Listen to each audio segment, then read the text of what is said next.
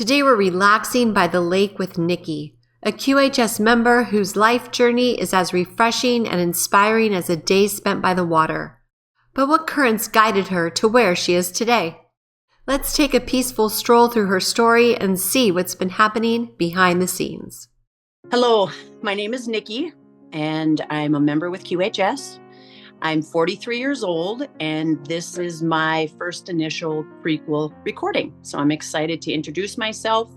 I've been part of Quantum Healing Systems since March of 2021. And as I get into my explanation, it'll become pretty apparent as to why I'm here. So a little bit about myself and about my family, and maybe a little bit about heritage and or culture. As far as I know, my mother, I don't know so much about my father, but my mother was German and French. Growing up, I do know for her was pretty stressful, and my father. So growing up for me, seemed to be pretty stressful as well. I know there was a lot of fear and trauma in my childhood. Maybe not severe as others, but when you're growing up in trauma, you don't know anything different. So that's kind of where it all starts. When I talk about trauma within my family and within my growing up, there was a lot of physical abuse and mental abuse, and there was a lot of addiction, mostly to alcohol as far as I knew, but I now know, being older, there was a lot of other things too. My mother was a lot younger than her siblings, and when she was fairly young, I believe 11 years old, she did lose her dad to a heart attack. And then unfortunately, her mother then turned to the doctors and pharmaceuticals. And back then they probably wouldn't have called it a pharmaceutical drug addiction, but that's what ended up happening, which then of course turned into physical abuse. Fast forward, gets older, marries into a physically abusive marriage. I live in the same town that my mom and dad grew up, and they lived in the same town that their mom and dad grew up. So I don't know. I don't feel like I have a hard time leaving. I like to travel and things of that nature, but I'm sure there's more to that than what I actually realize. Both parents, I believe, grew up Catholic. It's very predominant in this kind of community. But later on, my father's side of the family, his mother or my grandma, took on being a different religion, which was being a Jehovah's Witness. And as time went on, I ended up being baptized a Jehovah's Witness. And believe it or not, when I was baptized a Jehovah's Witness, neither one of my parents were Jehovah's Witnesses. So it was kind of bizarre. This belief system ended up making it into my family, even though, like I said, my father didn't practice. My mother did for a short period of time, but of course, through a bunch of different types of things, something takes place, which they call disfellowshipping and whatever. There is way more to that than what I'm ready to dive into, or maybe what I need to dive into, because we need to keep this at 15 minutes. So I grew up in the 80s. I was born in 81. So I guess when it comes to experiencing much joy as a young person, I was not taught or introduced to that. But I was really good at pretending to be joyful. Let's see, oddly enough, in a bizarre way, I did feel protected by my mother and my father. My dad did treat people the way he was treated growing up, and I know that he grew up in an abusive home. But when he drank alcohol, we would always describe it that he would see red. He never was abusive to his children. So thankfully, I have never been physically abused by him. Mentally, yes, but physically, no. He was very protective over his kids, his children. And I had a younger brother and an older sister. As I grew up, I feel like I was able to cope. I did a very good job of hiding what was going on in my household. What was going on, or at least I thought I was doing a good job. When I remember back, there were times that there were different counselors that would come to school and say that they needed to talk to me and bring us into a room and speak to us, because there was a lot of times where I know people throughout the community would have concerns about me and my siblings and whether or not if we were being taken care of. One of the questions for the prequel was I bullied? Yes, I was bullied, but I think I used it as a strength because I didn't want anybody to think that they were going to be able to beat me down because they didn't maybe know what was going on at home. So I thought, well, I can handle this. I think it also allowed me to be a leader. I took the lead in many ways. I had to. I didn't want to have to rely on anybody for anything. Food, house. I lived alone at a very young age. After my parents got a divorce, they did finally end up divorcing, and I lived by myself for a while I was in high school, and no one in my family knew about it because my dad was in and out of jail quite a bit. So that is a bit unique. So I guess I probably am very independent, and it's more than likely a trauma response. As I've gotten older, I'm aware of my tendencies. So that is a step towards healing. But I do want to recognize that I always try to take control of the situation before things get out of hand. Physically, injuries, if I'm thinking from head to toe, broken leg, I've had stitches a couple of times, overweight, joint pain, scoliosis. I did not know I had scoliosis until I got pregnant with my daughter. And actually, to be honest with you, I didn't know I had scoliosis until after I started getting chiropractic care about 7 years ago. But when I was pregnant with my daughter 15 years ago, I couldn't understand why someone would get pregnant more than once because my back hurt so bad. And so fast forward, I ended up getting an x-ray before I went to a chiropractor one time, and they were like, you have pretty severe scoliosis. And I'm like, oh, well, that would make sense. Do some of these injuries line up with traumatic life experiences? Some of them do. And some I didn't know that they did until later. I would say physical traumas, not as much. A broken leg, stitches here and there. But I would say most of the injuries that I endured from a young age on would be more mental things through family, religion, mostly. I was successful in my adulthood so far, but I kind of feel like I'm just beginning. I'm 43 years old, but I don't know if anybody can relate to this. I feel like I'm very independent and maybe wise beyond my years, or at least I was told that when I was younger. But the older I'm getting, sometimes the more and more I think, boy, I have no idea what I haven't unsurfaced yet.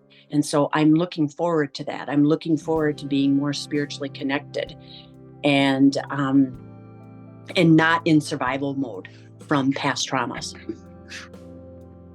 Why did I join QHS?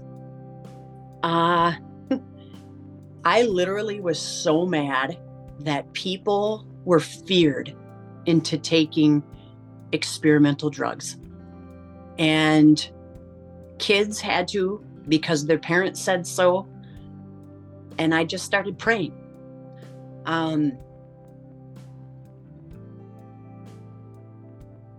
couldn't believe that God intended for people to suffer more than what they already had been.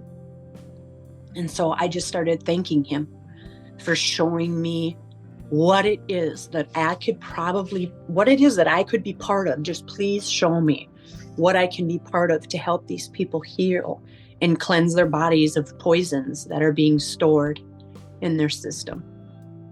And I didn't think that people should have to suffer the consequences of this, no matter if they wanted to do it or not. And I just prayed and I prayed and I prayed. And then QHS showed up. And I got it oddly. I think I said to someone that I got it in my email, but where I think I saw it was when Telegram started becoming popular. And somebody shared something through that social media outlet.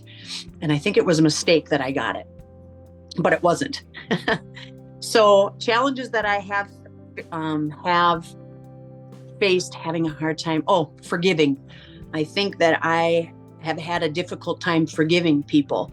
And I know all the things that I'm not forgiving them for what they did. It's forgiveness for myself. I get that. I understand it. Sometimes it's just a little bit harder to do. But I'm aware of it. And I know that I do what I do for a living. And I know that I'm with QHS because of that. And I'm way better at it than what I used to be. And so that's great. It's a step in the right direction. Of course, aging does present its own challenges, mental and physical. But I think overall, I am pretty healthy. I don't have to worry about medical things, at least yet anyways. I do keep up on blood work and things like that. I know being in the healing field is my home. I work as a self-employed massage therapist. I have gotten educated in other holistic fields. Also, I used to be in management, and I know that that was more of like, I can take charge and I get to be the boss and nobody's going to tell me what to do. So I did work in upper management for 12 years, was very involved with human resources and writing out standard operating procedures and things of that nature. And then a shift in my life took place when my mother was diagnosed with cancer, and she passed away at 49. And she paid for me to go to school for massage therapy. And I was very afraid to go because I knew people in this field were like huggy and wanted to talk about their feelings. And it was probably one of the best things that ever happened to me. Not just going to school for massage therapy, but my mother's death. And to some people, they would think, well, how could that be? But it really was. I wouldn't be doing what I'm doing if she did not encourage me to do that. Correcting the challenges. I have been introduced to a lot of different types of holistic healing. I prefer to stay away from the medical approach to things. I do believe that doing preventative care is key, but I also understand there's a lot of people that suffer with ailments that they're just there. And so I want to thank Cynthia at one point in time having a conversation with me a while ago when I almost felt a little bit guilty that there are so many people coming forward saying, I got this disease and that disease and this autoimmune thing, and I broke this and I broke that and I can't this, and I just feel terrible. And I think, man, I feel like I should kind of take the back seat on some of this and let them go first. But she said, that's not the right attitude to have towards it. So I'm still here and I still want to be part of this. Currently, the types of holistic healing, I guess, that I do is I get massages myself. I do chiropractic work. I do a color therapy healing. I do a couple other different types of energy therapies. I choose to pursue different approaches to my healthcare and my family's because of the death of my mom. She passed away, like I said, at 49. And she would have died from cancer, but ultimately she died because of a drug overdose. When they start to get in a lot of pain, they continue to give them drugs, and all of her body systems shut down.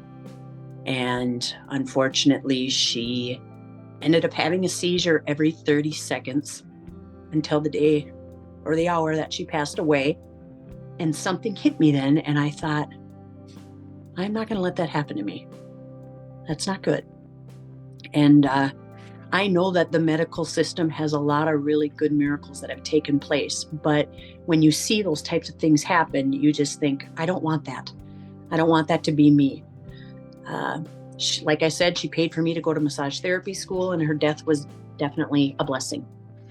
So last, what are some of the things that I'm hoping will happen, with the QArc and different things that I'm looking forward? I am looking forward to my pineal gland being cleansed. I'm sure anybody listening to this can probably relate to me when you truly experience that uplifting aha moments, or those God spark moments where the dopamine just flies into your body and you chase that.